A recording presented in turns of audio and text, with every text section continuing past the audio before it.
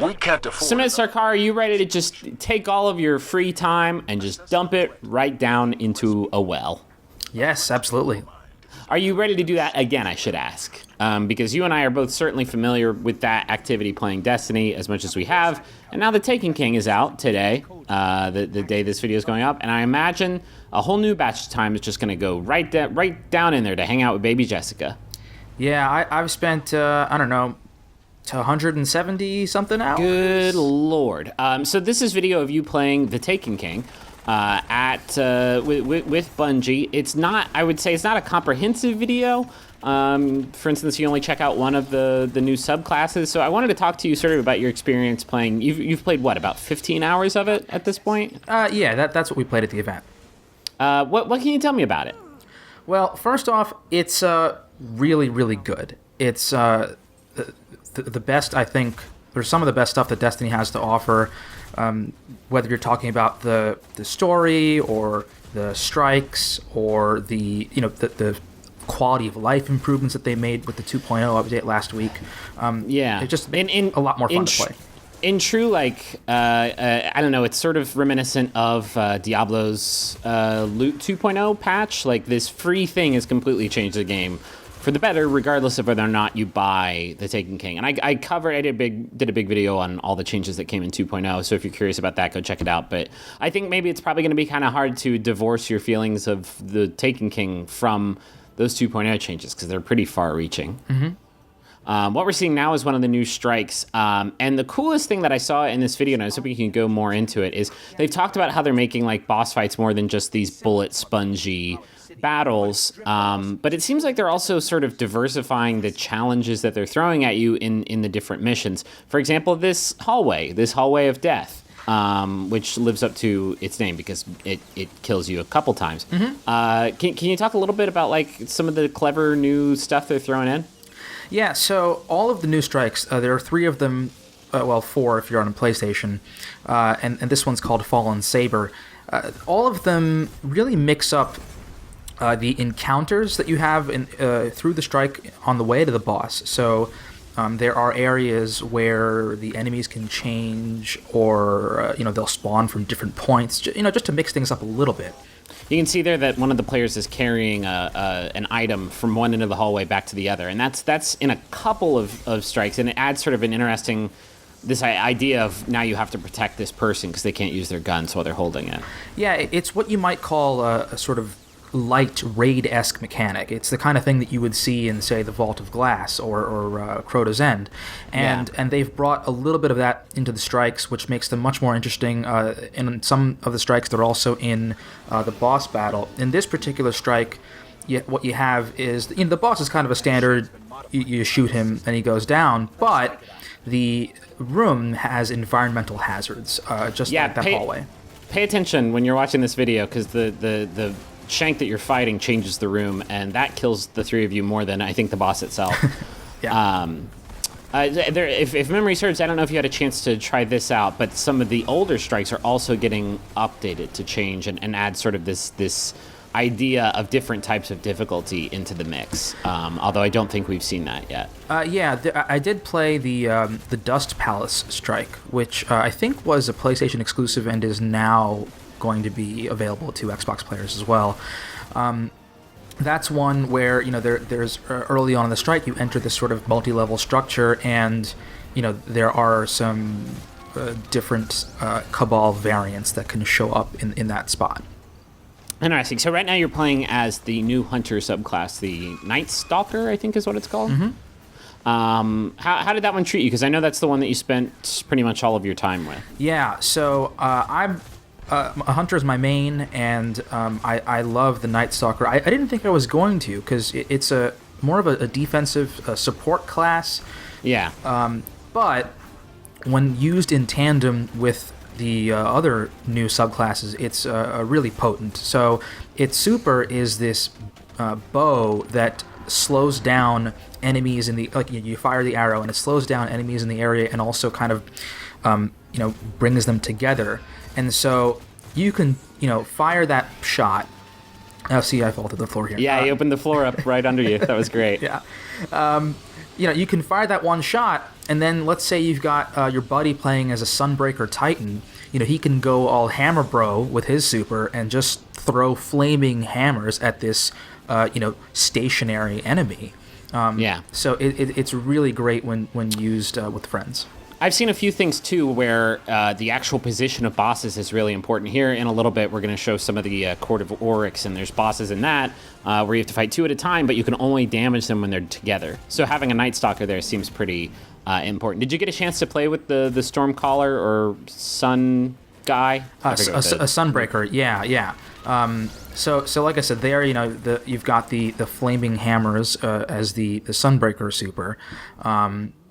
And that one I'm not so crazy about. That one doesn't seem. It's the one I'm least excited about. Did you actually get a chance to play with it? Is it satisfying hurling those Thor hammers at people? Is that a question you really have to ask? Because I guess not. It's pretty awesome. Okay. Yeah. I retract the question. Also pretty awesome is Emperor Palpatining people with the Stormcaller super. Yeah.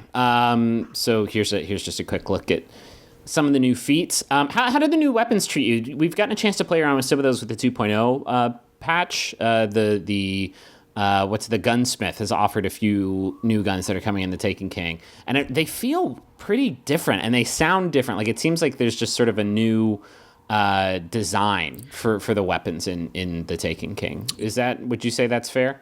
Yeah, and I think that's what you're seeing with these weapon foundries that they've introduced, or they were around, I guess, but they're sort of highlighting them with the Taken King. You have Hake, Omelan, and then Suros. And I think like there were in Borderlands, where you had these different companies that manufactured certain types of weapons, you're going to see a distinctive identity around these different companies and the kinds of weapons that they make.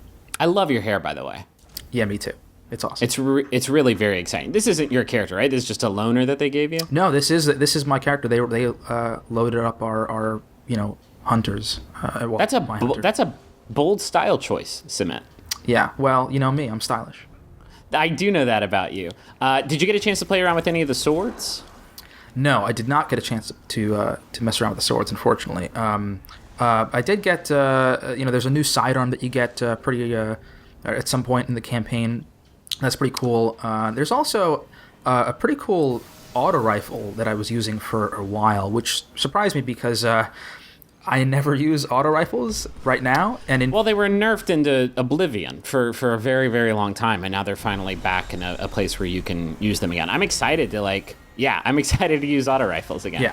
Yeah. This is one of those boss fights that I was talking about in the Court of Oryx, which are these public boss fights, each with their own sort of special mechanic about them. And I'm going to be honest, Samit, I had to edit a lot of footage out of these because your party of 6 got annihilated in most of these fights. Yeah, well, the Court of Oryx is not for the faint of heart.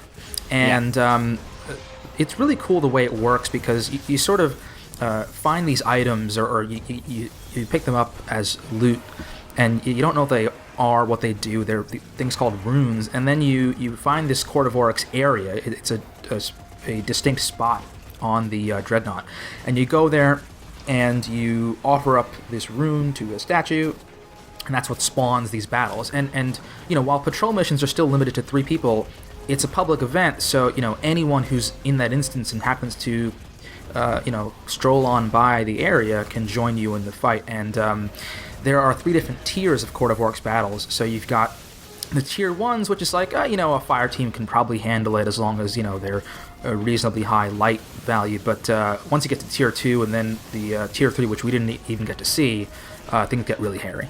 The things we've heard about tier 3 from the Bungie streams are that they are just a nightmare, like just really, really difficult. Some of the toughest stuff in the game. Yeah. So you were not at the proper light level, I think, when you were doing these different challenges. Was that system kind of confusing for you? I know you didn't get to play a whole lot, and it wasn't like you were playing like a character you were gonna take on after the DLC launched. But like, was the separation between light level, which determines your damage output, and your level, which determines which gear you can use, kind of confusing? Not really.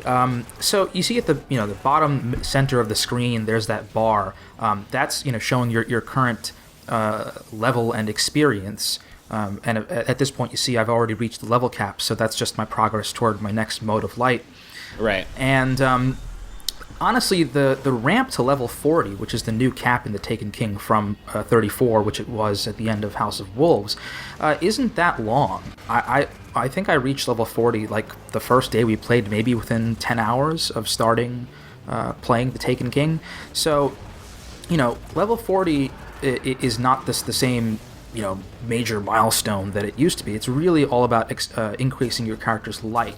So, and the thing with light is that because it's now an average of all the gear that you have, and it's a 3-digit number instead of just it goes up 40 to or 39.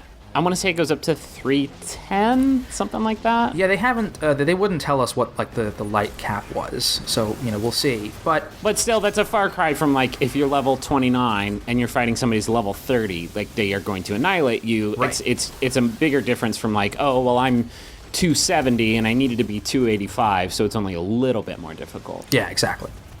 I like that system a lot. Here we're seeing you fight some of the Taken. Are they some of the criticism I saw when they announced the Taken King is, oh god, it's just more reskinned enemies. Are they fresh enough to keep these different enemy encounters exciting?